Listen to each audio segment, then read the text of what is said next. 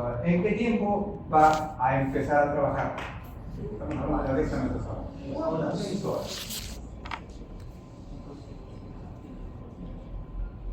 Entonces, va a evitar la anafilaxia que ocurre en segundos o a lo mucho en minutos.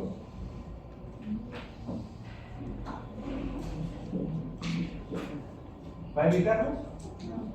No, no fuerza en la vida.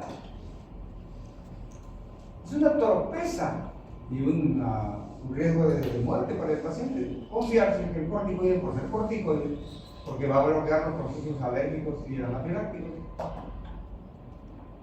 va a protegerlo. Si va a demorar recién en 4 horas, como una vez dijo, la dexametasona que le colocamos a ese paciente que tuvo, de todas maneras tuvo la anafilaxia, va a empezar a trabajar con el paciente que está en su ataúd.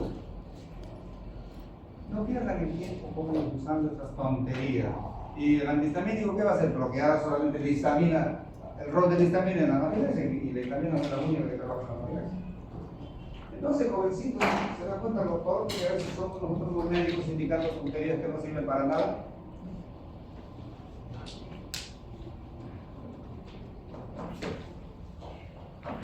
Bueno, estos son los mecanismos de acción de los corticoides. Tiene que levantarlo.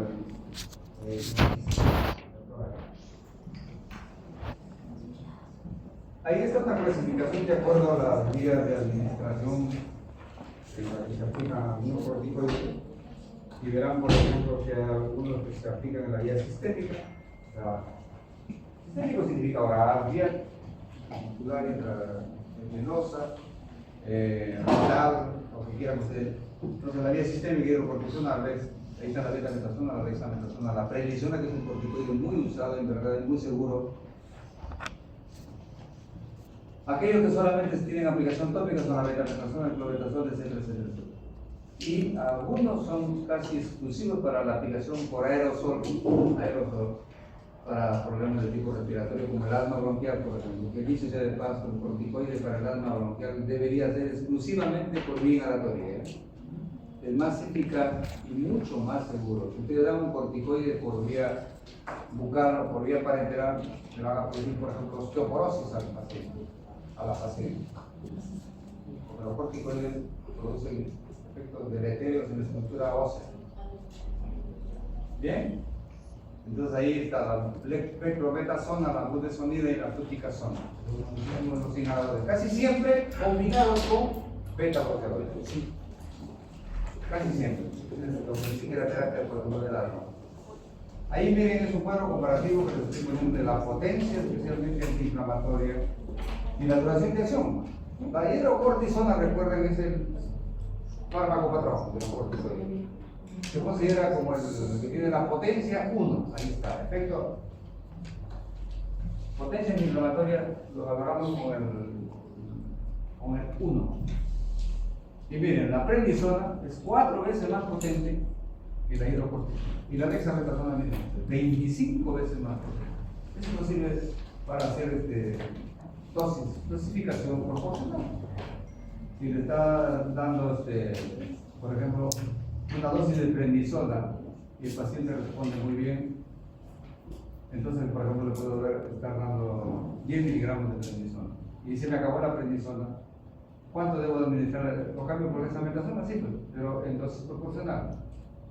Si este es 5, este es 5 veces más, le doy 10. ¿Cuánto le daré de dexametasona? 2. Así de sencillo, ¿sí? No va a haber ningún problema ahí. Entonces, ese cuadrito es un que va a seguir. ¿Qué acciones farmacológicas tienen los corticoides?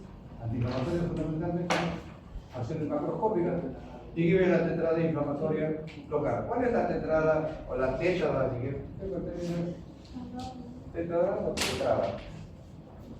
Ahí sí me agarré solito. Tetrada creo que es, así que borren en la tilde. ¿Cuál es la tetrada? Ador, rubor. A ver, tú completa con la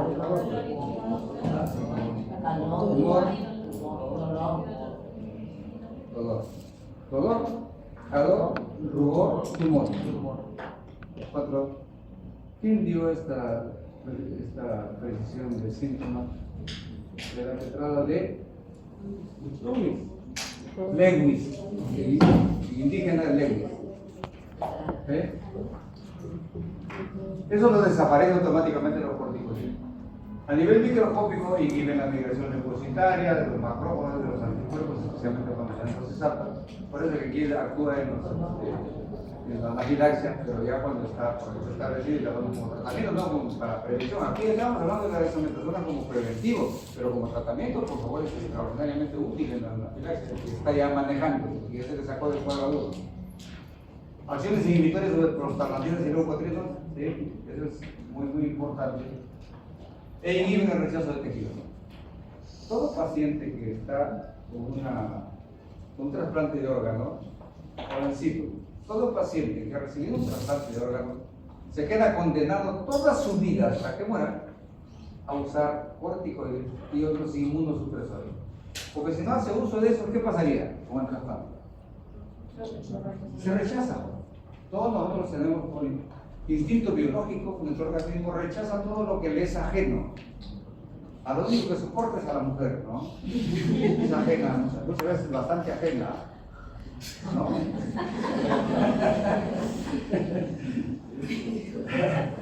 Entonces, eso es típico de este tipo de fármacos. El paciente entonces, en verdad, el pobre paciente trasplantado no es poseedor de una calidad de vida ni siquiera envidiable, ¿no? Sobrevive, sí, pero limitadísimo, casi como el individuo que tiene que vivir en una urna de cristal, evitar infecciones, evitar traumas, aunque sea mínimo, y estar tomando todos los días fármacos que inhiban su mecanismo de defensa. Y por lo tanto, cualquier agresión, por más sencilla que sea, en ello va a ser grave. Es un problema muy serio. No hay otros tratamientos, no se emplea solamente corticoides, sino otros fármacos antirrechazo que se usan incluso en el cáncer. Acciones antineoplásicas. Bueno, algunos corticoides como la prednisona, en verdad, jóvenes, se sabe que han logrado curar leucemia. Es una propiedad especial de algunos corticoides, por todos los efectos de hematológicos, leucemias agudas, leucemias agudas.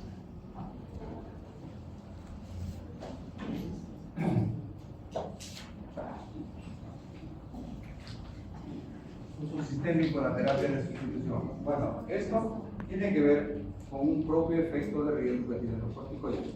Les hablaba hace unos minutos de que con el uso de corticoides puede ocurrir una desgracia, una catástrofe en verdad, que es generalmente mortal, que se llama la supresión del eje córtico suprarrenal. Nuestro organismo tiene ritmo circadiano.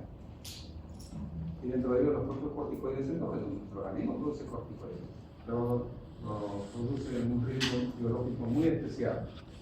De modo que si nosotros damos un corticoide exógeno, en verdad vamos a inducir una respuesta muy especial en el organismo. Es como si nuestro organismo pensara y dijera: bueno, estoy recibiendo corticoides de fuera, exógenos, medicamentosos, así que no necesito producir mi propio corticoide. Y se bloquea. Entonces, el paciente, mientras reciba los corticoides exógenos, está manteniendo sus funciones vitales gracias al corticoide exógeno. Y si lo suprimo bruscamente el corticoide exógeno medicamentoso, el organismo se queda con producción de corticoides endógenos cero. Y eso produce una catástrofe. Una catástrofe, en verdad, que es la supresión del eje córtico suprarrenal. Que si no se atiende con corticoides exógenos supletorios, ese paciente colapsa y se muere. Entonces, el corolario del joven, cuando ustedes están en tratamiento con corticoides, traten de hacer hasta lo imposible. Primero vigilen al paciente y traten de evitar llevarlo a esa situación, a supresión del eje córtico suprarrenal. ¿Cómo hacerlo? Suprimirlo con ciertas estrategias, como les voy a dar al final de la prednisona, ¿ya? Por favor. Nunca entonces, el consejo inmediato es: nunca supriman un corticoide bruscamente. Ni ustedes ni permitan que el paciente lo haga. O sea, adviertan siempre a un paciente que le dan corticoide: por favor, cumple este esquema que le estoy indicando. No lo altere. Y si vas a suspenderlo, no lo haga porque es grave para usted, ¿sí? Suspéndalo como le voy a indicar y siempre indique digamos, una técnica de supresión de corticoides. Bueno, entonces cuando ocurre ese hecho catastrófico de la supresión del eje córtico suprarrenal, tienen la obligación de darle corticoides de inmediato para después retirarlo gradualmente. Bien. Bueno, se usa también en el síndrome nefrótico, que es una nefropatía muy especial, gravísima. En el asma bronquial es un tratamiento de cajón en el asma bronquial. Creo que les hablaba de que el asma bronquial antes se catalogaba como enfermedad broncoespástica, broncoconstrictiva, y por lo tanto los broncodilatadores tenían una eficiencia extraordinaria. Pero ahora se ha cambiado. No es que no se necesitan los broncodilatadores, sino que fundamentalmente se le califica como enfermedad inflamatoria. Y por lo tanto son prioritarios los corticoides. No puede haber un manejo de asma bronquial sin corticoides, por decir. Tampoco sin broncodilatadores en etapa aguda. Bueno, en las alergias como el asma, pues entonces se justifica la dermatopatía, reacciones alérgicas agudas, la colágenopatía, que son enfermedades muy especializadas en realidad y son gravísimas.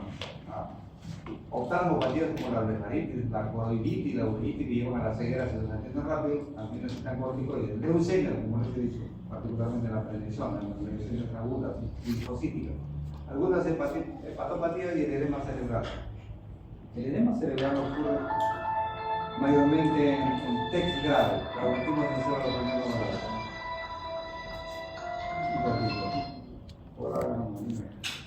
grave. Grave lleva irremediablemente el edema cerebral, que es el que al final mata al paciente.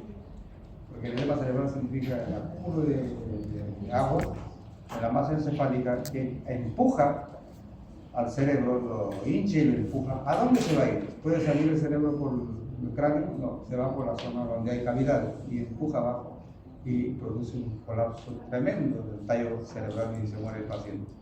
Entonces, el edema cerebral es una emergencia. Se emplean ahí diuréticos potentes como por ejemplo el mannitol y los córticos de examen. Es fundamental ahí para la sobrevida del paciente. El edema cerebral.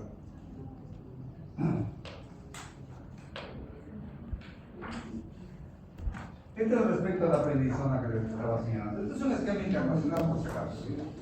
¿Qué dice ahí? Una dosis de 0,5 a 1 miligramo por día por la mañana repartida a 2 etapas de homeopatía. Ese es un tratamiento de emergencia, de esta manera. La dosis única matutina, dice, viene siempre y cuando el tratamiento sea corto. Disminuye el riesgo de supresión suprarrenal.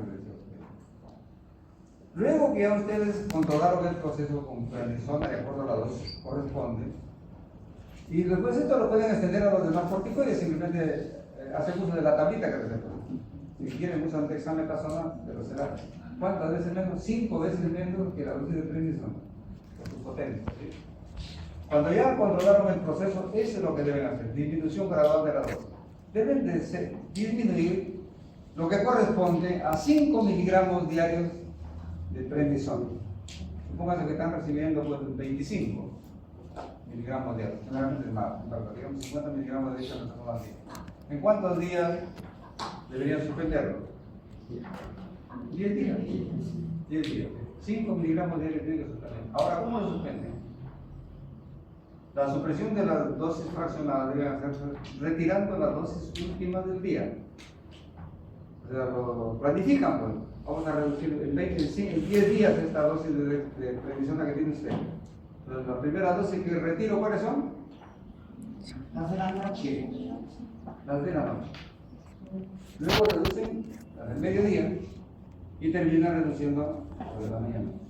Nunca reduzcan a lo loco.